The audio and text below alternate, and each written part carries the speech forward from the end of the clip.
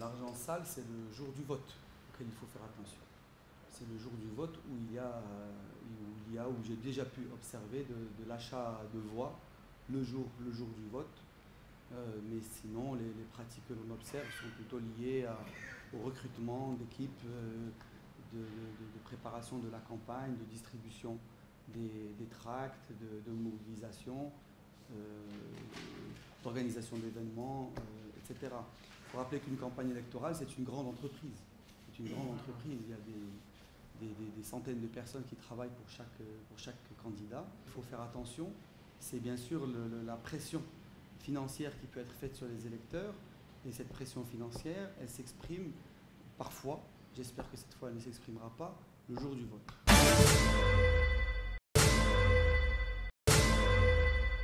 La force du parti d'Istiqlal, c'est que malgré, c'est important et j'aimerais qu'on reconnaisse cette force à notre parti, malgré parfois des divergences, même individuelles, ou des appréciations différentes sur des sujets entre certains acteurs internes de ce parti, on arrive quand même à combattre ces différences et à mettre en avant l'union de ce parti pour rester fort et rester uni. Et c'est une spécificité de ce parti quand on voit le paysage politique marocain où souvent dès qu'il y a quelqu'un qui n'est pas content, il sort et il crée son parti. On a toujours été unis. C'est-à-dire que nos décisions, qu'est-ce que c'est qu'être unis? Être unis, ça veut dire que personne ne quitte le parti ou ne gèle son activité. Il y a eu des tensions à l'intérieur du parti et c'est des tensions saines parce que nous n'étions pas tous d'accord sur la manière avec laquelle il fallait décider de certaines actions, mais les débats ont été conclus à chaque fois par des décisions qui se sont traduites par des actions dans lesquelles nous sommes restés unis. Quand on est sorti du gouvernement, on est tous sortis du gouvernement, à l'exception de l'UEFA, qui a été sanctionné. Il ne faut pas confondre, appréciations différentes et débats d'idées au sein d'un parti et éclatement de ces structures. Oui, les mosquées, c'est aujourd'hui la première demande pratiquement des citoyens. C'est les mosquées? Oui, oui. Encore maintenant. C'est les citoyens. Si vous êtes démocrate, vous n'allez pas faire aux gens des choses les écoles aujourd'hui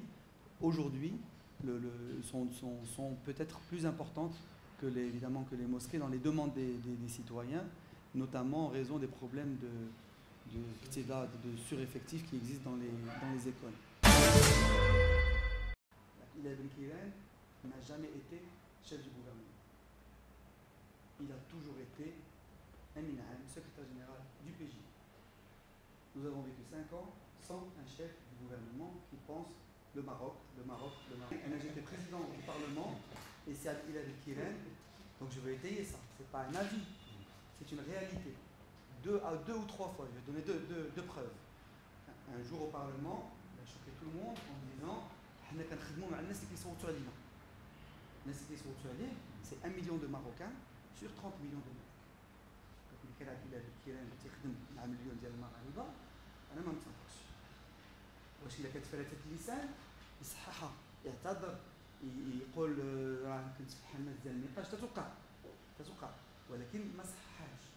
ثاني حاجة واحد النهار كان نقاش حول المرأة وكانوا اتهامات على أنه ما عطاش الأهمية للمرأة والنساء وكذا وكذا ودي كان تيتكلم على التسريات إلى غير ذلك قال تيجاوب وتيقول شوفوا حنا الاهتمام اللي تنعطيو للنساء وشوفوا النساء اللي حضرت معنا وتيبين الفريق ديالو حنا alors qu'il parle en tant que Premier ministre, chef du gouvernement, حنا c'est المغرب c'est pas le PJD mais تيقول حنا شوفوا العدد ديال النساء اللي عندنا حنا شوفوا اللائحه ديالنا الى اخره كيتكلم باسم حزب.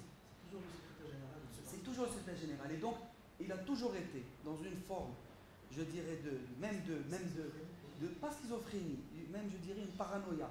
Je peux comprendre ça, c'est-à-dire, encore une fois, c'est pas des insultes, ça, hein, parce que l'autre fois j'avais parlé de schizophrénie politique ou des choses comme ça, c'est pas des insultes, c'est des comportements. La paranoïa, c'est quand on a peur, quand on a l'impression que tout le monde est contre lui. C'est là que devient Tamassir, etc. Et donc il a tellement peur que tout le monde lui veut du mal qu'il est là à ne penser que son parti, et il oublie le pays. Il ne faut pas oublier le pays. Quand vous êtes chef du gouvernement, vous devez gérer un pays, vous devez faire du mieux que vous pouvez. Vous êtes le chef du gouvernement du PJD, vous êtes le chef du gouvernement du PAN, vous êtes le chef du gouvernement de l'Istiqlal. Il n'a jamais tenu une réunion avec l'opposition. Il n'a jamais tenu une réunion avec l'opposition. Je veux faire la retraite. Rappelez-vous que si Jto, qui est targué de ne pas être un homme politique, qui est peut-être l'un des plus grands politiques qui ait connu ce pays, quand il faisait ses réformes, il appelait tout le monde, la majorité, l'opposition et les syndicats. Et il transigeait avec chacun. Vous voulez changer la retraite, vous appelez tout le monde. Vous voulez faire la loi sur la région. Est-ce que la loi sur la région n'importe pas le parti d'Istiqlal? Est-ce qu'elle n'importe pas le PAN? Non, moi je la prépare dans mon gouvernement, je viens et je la mets. Est-ce que d'accord? Et j'utilise la force. Oui, en dernière mesure, la majorité doit trancher. Mais, parce que sinon ça va se bloquer. Mais un chef de gouvernement doit écouter tout le monde, doit parler à tout le monde. Et donc, voilà ce que je voulais dire. Déjà ça, sur l'attitude, sur la stratégie, c'est une erreur primaire. On n'est pas d'accord. Et en même temps, c'est ce que je dis. Mais pour autant, nous ne nous positionnons pas, encore une fois, ni contre le PJD, ni contre le PAN, ni contre quelconque de ces partis.